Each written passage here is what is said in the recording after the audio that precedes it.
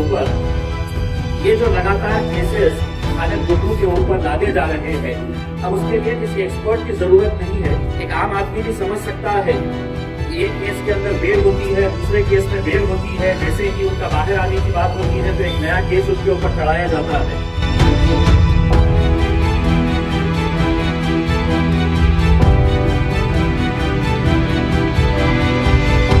बलात्कार का जो मामला लाया गया है 2020 का मामला है, बताते हैं 8 महीने तक जब वो अंदर थे तो किसी ने जाके शिकायत नहीं की और अचानक जाके आपने इस तरह के कंप्लेन कर देना।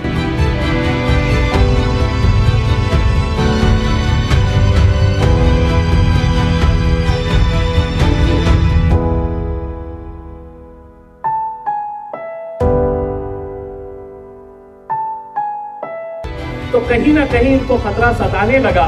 तो सबसे मजबूत खिलाड़ी कौन है, तो उसी को कमजोर कर दो।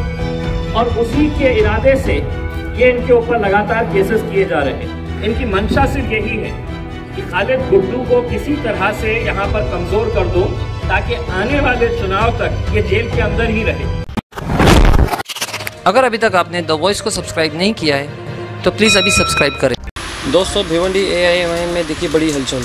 AIMIM भिवंडी के अध्यक्ष खालिद गुड्डू के ऊपर लगाए आरोपों को जवाब देने और भिवंडी में AIMIM पार्टी की पकड़ को मजबूत करने के लिए महाराष्ट्र AIMIM के अध्यक्ष और सांसद इम्तियाज़ जलील अपनी टीम के साथ भिवंडी पहुंचे। इम्तियाज़ जलील ने खालिद गुड्डू के मामले में पुलिस पर कई आरोप लगाए, साथ ही इस मामले के लिए स्पेशल जांच की मांग की। प्रेस कॉन्फ्रेंस में क्या कहा उन्हें, आइए सुनते हैं। देखिए, चुनाव ये वो तो आते रहेंगे, जब चुनाव करीब आएगा उस वक्त आएंगे हम और पूरे उसके साथ लड़ेंगे, आप बेफिक्र रहिएगा इंशाल्लाह। सर, आप पिछले बार भी आए थे खालिद गुड्डू के साजिश से, उस वक्त में आपने यही कहा था कि आप इसके बाद ऐसी कोई उनके ऊपर केस दाखिल होने नहीं देंगे, लेकिन उसके बाद कई सारे केस हो गए। ऐसे वक्त में जब आपके यहाँ के जो कार्यकर्ता है, यहाँ पर स्थानीय जो कार्यकर्ता है, वो भी तितर बितर हो चुके हैं। सब एक चीज़ मैं आपको बता दूं कि आप खुद सीक्वेंस ऑफ, आप लोग पत्रकार हैं, आप लोग अच्छी तरह से जानते हैं, समझते हैं कि जब एक बंदे के ऊपर लगातार है तो उसके ऊपर केसेस हो रहे हैं और उसको जमानत मिल जा रही है, बेल मिल जा रही है, फिर एक नया केस लादा जाता है उसके ऊपर। तो ये जो केस हुआ था, ये जो बलात्कार का जो मामला लाया गया है 2020 का मामला है, बताते हैं 8 महीने तक जब वो अंदर थे तो किसी ने जाके शिकायत नहीं की और अचानक जाके आपने इस तरह के कंप्लेन कर देना, कहीं ना कहीं किसी न किसी को भी ये शक हो सकता है। इसीलिए हम खुद हैरान हो गए कि ये लगातार केसेस क्यों किए जा रहे हैं। अब आपको आगे समझ में आएगा, इनकी मंशा सिर्फ यही है कि खालिद गुड्डू को किसी तरह से यहाँ पर कमजोर कर दो ताकि आने वाले चुनाव तक ये जेल के अंदर ही रहे। तो छोटे मोटे बड़े केसेस जो ला सकते हैं लेके आओ, इनके ऊपर केसेस करते रहो और इनको जेल के अंदर ही रहने दो करके। और जहां तक आपने तितर बितर होने की बात कही है, मैं आपको उस दिन का इंतजार करवाना चाहूंगा और आप है तो बड़ा कैमरा लेके आना उस दिन। भिवंडी की आवाम जो पहले मजलिस के साथ थी उससे 4 गुना ज्यादा आज अल्हम्दुलिल्लाह हमारे साथ मजलिस के साथ इंशाअल्लाह। ये किसी ना किसी राजनीतिक दबाव के अंदर, किसी ना किसी के इशारों के ऊपर ये जो लगातार केसेस खालिद गुड्डू के ऊपर लादे जा रहे हैं, अब उसके लिए किसी एक्सपर्ट की जरूरत नहीं है। एक आम आदमी भी समझ सकता है कि एक केस के अंदर बेल होती है, दूसरे केस में बेल होती है, जैसे ही उनका बाहर आने की बात होती है तो एक नया केस उनके ऊपर चढ़ाया जाता है।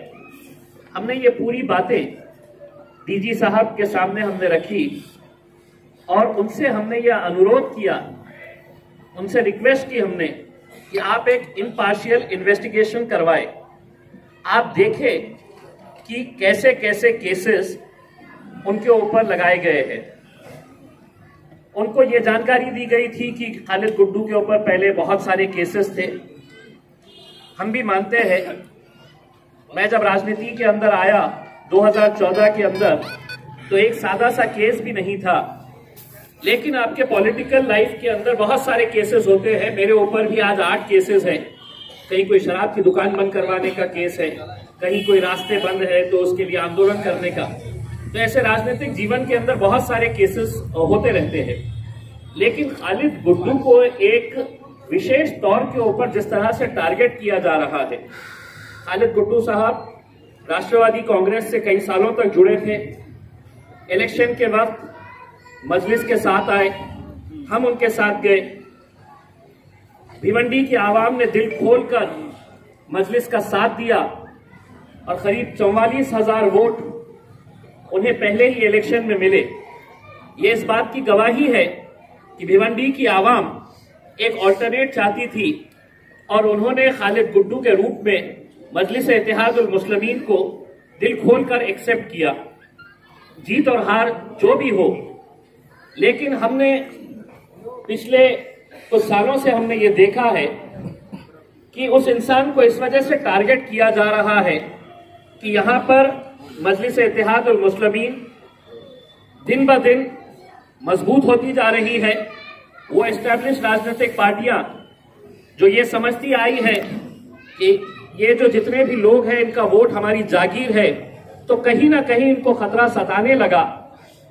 तो सबसे मजबूत खिलाड़ी कौन है, तो उसी को कमजोर कर दो, और उसी के इरादे से ये इनके ऊपर लगातार केसेस किए जा रहे हैं। ये केस इन्वेस्टिगेशन का है। हम जिन्होंने कंप्लेंट फाइल किए हैं उस महिला के बारे में हम ज्यादा नहीं बताएंगे, लेकिन 2 साल के बाद अगर कोई एक ऐसा केस करते हैं, हमने जितने फोटोग्राफ्स थे उस महिला के जिसने कंप्लेंट रजिस्टर करी थी, पुलिस डिपार्टमेंट के अधिकारियों के साथ जितने फोटोज थे उनके बर्थडे के, उनको गुलदस्ता देते हुए, उनको फूल देते हुए, ये सब हमने डीजी साहब की आंखों में लाए हैं, उनको हमने सबमिट किए हैं और हमने उनको ये बताया है कि अगर इसी तरह से अगर सत्ता में बैठी सरकारें अगर विपक्ष के नेताओं को इसी तरह से झांसे में डालकर फंसाने की कोशिश करेगी, सत्ता का दुरुपयोग करेगी, तो हो सकता है कि कल हम में से कोई भी राजनीति के अंदर खड़े ही नहीं रह सकेगा। 2 साल 3 साल के बाद कोई आएगा और कहेगा कि नहीं, इम्तियाज जलील ने ऐसा किया है, वारिस पठान ने ऐसा किया है, फैयाज साहब ने ऐसा किए। कहीं ना कहीं इन्वेस्टिगेशन होना चाहिए, कानून है, और हम उस कानून के बारे में लोकसभा के अंदर भी यदि आवाज उठाएंगे कि महिलाओं के ताल्लुक से यकीनन कानून सख्त होना चाहिए।